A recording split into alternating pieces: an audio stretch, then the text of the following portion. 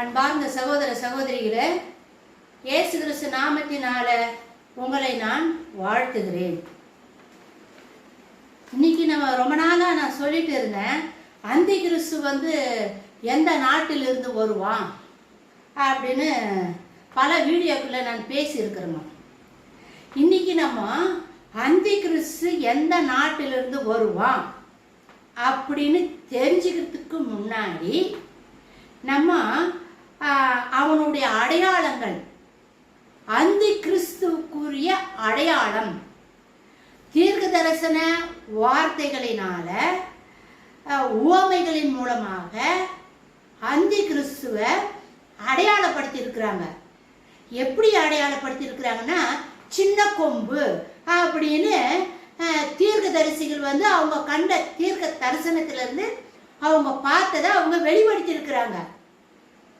So அந்த யார் யாருனாக்கா, தானியேல் கண்ட தீர்க்க தரிசனத்தில் வர சின்ன கொம்பும், யோவான் எழுதின வெளிப்படுத்தின விசேஷத்தில் வர அந்த சின்ன கொம்பும், பவுல் சொல்ற அந்த அந்தி கிறிஸ்துவை பற்றி அடையாளங்களும் என்னன்றதை இந்த வீடியோவில் நம்ம பார்க்க போகிறோம்.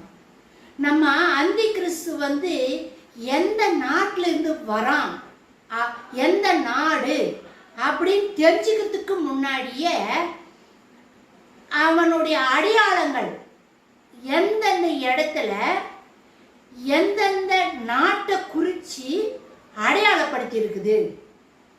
தானியேல் கண்ட அந்த தீர்க்க தரிசனத்தில் அவர் எந்த எந்த நாட்டை குறிக்குது, அவர் கண்ட அந்த தரிசனம், அந்த அந்தி கிறிஸ்துவை பற்றி தானியேல் கண்ட அந்த தரிசனம் எந்த நாட்டை குறிக்குது அப்படின்றத முதல் நம்ம பார்க்கணும்.